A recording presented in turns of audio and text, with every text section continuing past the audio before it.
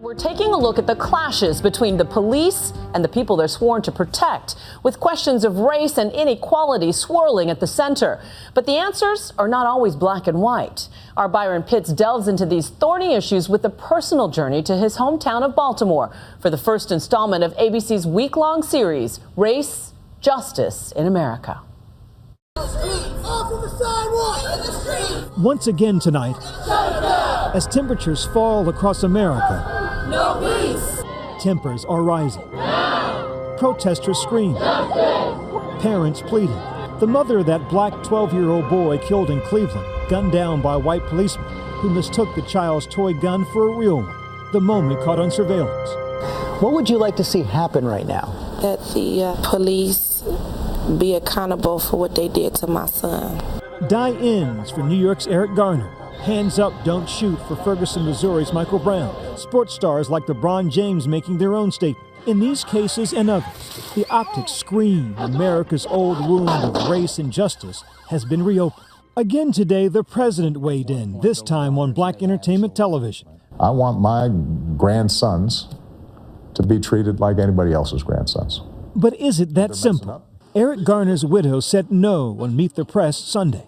I don't even feel like it's a black and white thing, honestly. If what has our nation convulsing from New York to L.A., Washington to Atlanta is more complicated than race, no place is it more complicated than Baltimore, America's 26th largest city. The political and the powerful pass it by in the comfort of fast-moving trains. Be more, my beloved hometown, known for the Inner Harbor, the Orioles, crab cakes. Turn around. And for better or worse, HBO's The Wire.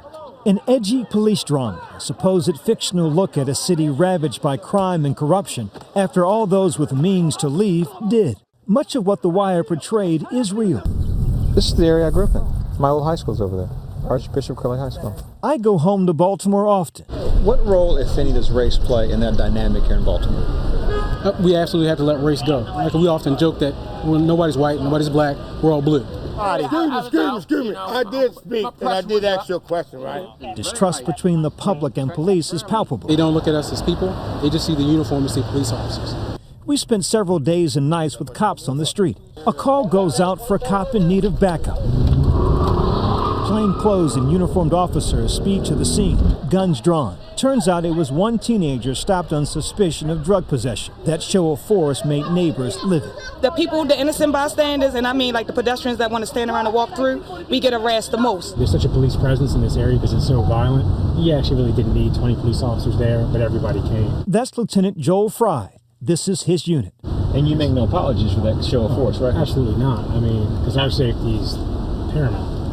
I mean, I've seen plenty of police get hurt and even killed because we didn't have that show of force. And I'm not going to apologize for it. Lieutenant Fry is white. Baltimore is a predominantly black city. But it turns out here the tension isn't just race. The police department is 41% black. The police commissioner and the mayor, both African American. And look at this. One of the many cameras set up across the city captures a black police officer punching a black man. The officer was charged with assault and is now on leave. The latest in a series of questionable encounters. The city of Baltimore has paid out $5.7 million in the last 4 years to settle more than 100 cases of alleged police brutality. Is it black and white or is it black versus blue? I think it's a little bit of both. That legacy of race still exists? It does. It does. The level of trust has increased, but it continues to take dips down. A lot of people are doing the sort of things that need to be done.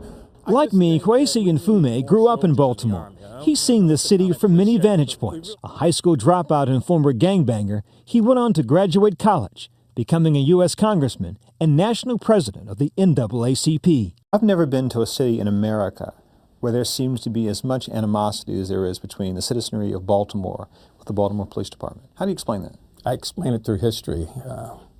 We had some tough police commissioners who would bust your head, throw you in jail, plant drugs on you, lock you up for no reason. Yeah, Camden Park, that's over here. This area is gorgeous. A big part of Police Commissioner Anthony Batts' job is to change that narrative. The former police chief of Oakland, he came to Baltimore 2 years ago.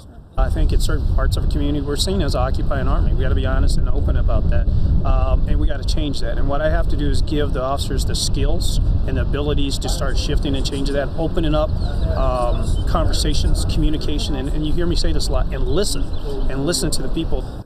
Betts was hired by Baltimore Mayor Stephanie Rawlings Blake. A native Baltimorean, she sees the connection between crime and public mistrust, but also a shrinking city and shrinking resources. In the past 50 years, Baltimore has lost nearly 1/3 of its population. You drive through Baltimore, it is heartbreaking what you see. How do you explain that? It's not rocket science. We've had years of disinvestment, years of flight. It should not matter what neighborhood that you grow up or that your parents live in. That should not determine your ability to go to a state-of-the-art school, and that's what we're going to have for Baltimore's kids for now and in the future. So we have to do that in order to attract families and to make sure that families stay in Baltimore. Economics and education aside, public safety is still her biggest worry. There's some things that you get a do-over. And with the homicide, you don't. If you lose a life, that life is gone. And I know what it's like. My family's been impacted personally. My cousin was killed last year. Adult male shot in the back of the head. There have been 200 homicides in Baltimore this year. Most often the victim and the perpetrator are black. During our ride-along, it didn't take long to come across our first murder scene of the night. A man shot to death at a gas station. They're still collecting evidence and trying to get witness statements to find out exactly what happened. Not far away, another man shot in a park. The victim's brother showed up. No,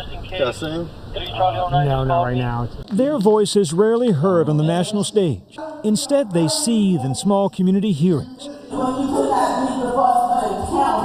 Here, a family grieving over a relative killed in police custody lashes out at the mayor and police chief. The anger not over racial bias, but a perceived abuse of power. To a proud son of this city, the discourse is heartbreaking, and there is so much work to be done. But I see hope in the smallest of ways. Which is your husband? I met Dale Hargrave. We graduated high school the same year. After a career in the military, he moved back home. What do you make of what's going on here? I like it. I think it's a long time coming. We worked hard on trying to get developers, big and small. It's been very successful.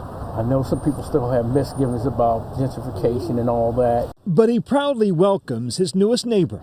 So this is a 3-story house. 37-year-old Shea Frederick is an engineer. He bought his house for $9,000. This will end up being a big master bedroom with a master bath. It's an investment like Shea's that will help make change. This is likely a drug house or a drop house. It definitely was. I probably took a good 5-gallon bucket of crack vials out of this house. Wow. I found a double-barrel sawed-off shotgun in the wall just back there. In the wall? Yeah. Usable? Well, it was a little rusty, but I imagine it could have been. Like many corners of America, my hometown has its own troubled history with race and justice. But there is a sense here things are improving. The racial divide still exists, just not as wide, nor as deep. For those who would say there were deserts in Baltimore before you got here, there'll be deserts when you leave. I hope when my time comes that it's a better police department serving the community in a better way, and it will grow. Then the next person comes on and they will build upon that foundation, and then the next person will build upon that foundation. And hopefully in the next 20 or 30 years is that I get to prove you wrong when we come back and you say, I don't think Baltimore can do this. And I can say, your Baltimore, where you were born, has done this. In Baltimore, I'm Byron Pitts for Nightline.